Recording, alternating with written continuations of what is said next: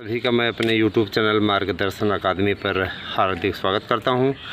देखिए मित्रों, सबसे पहले तो मैं अपने हाई स्कूल और इंटर के विद्यार्थियों को हार्दिक शुभकामनाएं देना चाहूँगा जिनका परीक्षा परिणाम घोषित कर दिया गया है।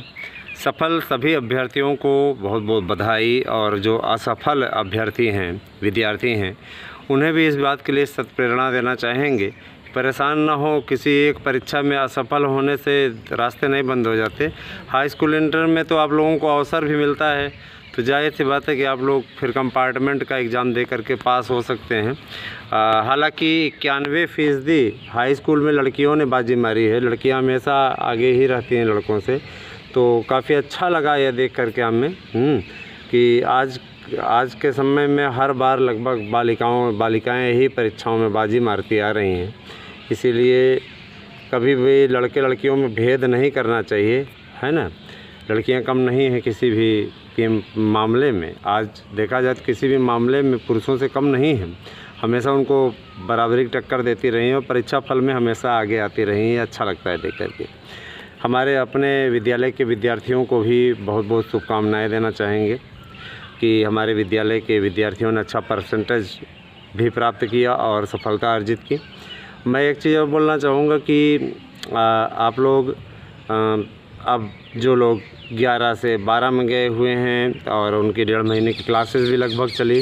इसके अलावा जो विद्यार्थी हमारे जो आप सब देखते ही रहते हो, तो मैं ये भी बोलना चाहूँगा कि आपका ये धर्म बनता है कि अब आप लोग ऐसा परिश्रम कर दें कि आप लोगों को आगे जो बोर्ड के विद्यार्थी हैं उनको सफलता मिल सके, 10वीं के भी 12वीं के भी। ठीक है, 9 से 10 में जो गए उनके लिए भी, और जो 11 से 12 में गए उनके लिए भी। और अब आप लोग अपना नया एडमिशन लीजिए जहां आपको लेना है, जिस कोर्स में आपको जाना है उसके लिए आप स्वतंत्र हैं। 12 वाले विद्यार्थी जो पास आउट हुए हैं, ठीक है।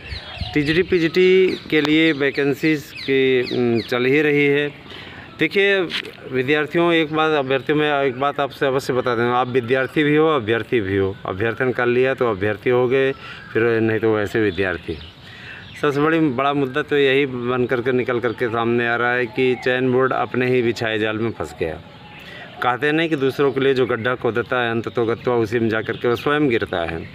तो ये कहावत ऐसा नहीं कि पुरानियों ने जो कहावत कह दी है तो गलत है, वो कहावत एकदम सही है। सही में अगर देखा जाए तो चयन बोर्ड ने जो मकड़ जाल बिछाया और जिसमें इतनी सादगी के साथ में तदर्थों को बचा करके ले गए, आज इनके गले का फांस बन गया है। आज इनकी स्थिति ये हो गई है, ना इधर जा पा रहे हैं ना उधर जा पा रहे हैं। यही स्थिति रही तो इनको काफ़ी अच्छी, है ना, भर्ती करनी पड़ेगी और बड़ी विकट स्थिति में ये फंस चुके हैं। इसीलिए माना यह जा रहा है कि कहीं ऐसा ना हो कि इनको 50,000 के पार विज्ञापन देना पड़ जाए। बहुत बुरी स्थिति है। कारण है कि इन्होंने छिपाया है, वास्तविक पदों की संख्या छिपाई है। एक बार याद होगा, आया हुआ तक माध्यमिक विद्यालयों में 72,000 से ज़्यादा पद खाली हैं, लेकिन चयन बोर्ड उसमें समानांतर चयन बोर्ड चल रहा है, जिसके अंतर्गत समानांतर चयन बोर्ड पे जब खुलासा हुआ तो वहाँ पे हड़कंप मच गया। बाद में उन लोगों के खिलाफ़ कार्रवाई करने की बात कह करके मामला दबा दिया गया था। तो ये सारी चीज़ें होती रहती है। समानांतर चयन बोर्ड के खिलाफ़ क्या कार्रवाई की गई, ये बहुत बड़ा मुद्दा है दोस्तों।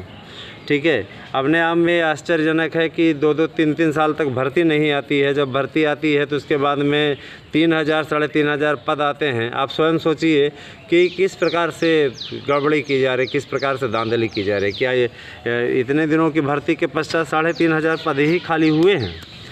इतना बड़ा उत्तर प्रदेश है, हर ज़िले में अगर, है ना, हर ज़िले में अगर 100 पोस्ट भी खाली हो रही, इतने बड़े बड़े ज़िले हैं, तो भी आप स्वयं जोड़ लीजिए कि किस प्रकार की स्थिति हो रही है। लेकिन यहाँ गजब के हालात हैं। यहाँ कहीं पद ही नहीं खाली होते हैं। यूँ कह लीजिए कि पद खाली होते हैं, लेकिन उसमें अपने चहेतों को रख दिया जाता है सीधे तौर पे। ये तदर्थ कौन है? चहेते ही तो हैं, ये चहेते ही हैं।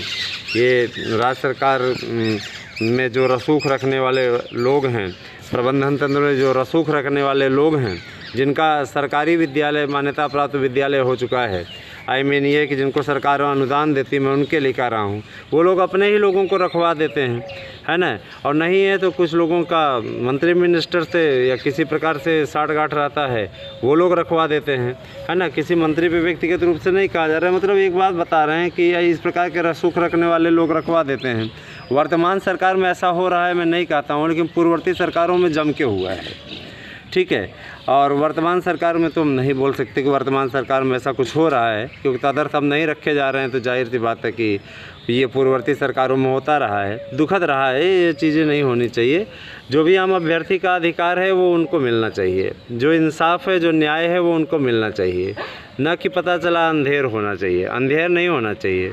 और यही कारण है कि धीरे धीरे पद ये जोड़ते जा रहे हैं, हिला हवाली लिपापोती करते जा रहे हैं, ताकि इनको किसी एंगल से ये ना लगे, है ना, किसी एंगल से ये दबाव में नहीं आना चाहते, इसी प्रयास में लगे हुए हैं। इसीलिए ये लोग हिला हवाली करने पे तुले हुए हैं। बने रहे हमारे साथ में। अगर आपको हमारे नोट्स चाहिए तो 8115998001 पे एड्रेस पिन कोड से भेजिए, आपको आपका नोट्स मिल जाएगा। बेहतरीन नोट्स है, 90% प्रश्नों की गारंटी के साथ वाला नोट्स है, तो आप अवश्य बुक करें और अपने भविष्य को सुनिश्चित करें। टीजीटी, पीजीटी, एलटी किसी भी भर्ती के लिए तैयारी करते हों, बेस्ट नोट्स हैं हमारे मार्गदर्शन अकादमी के। Thank you, have a nice day.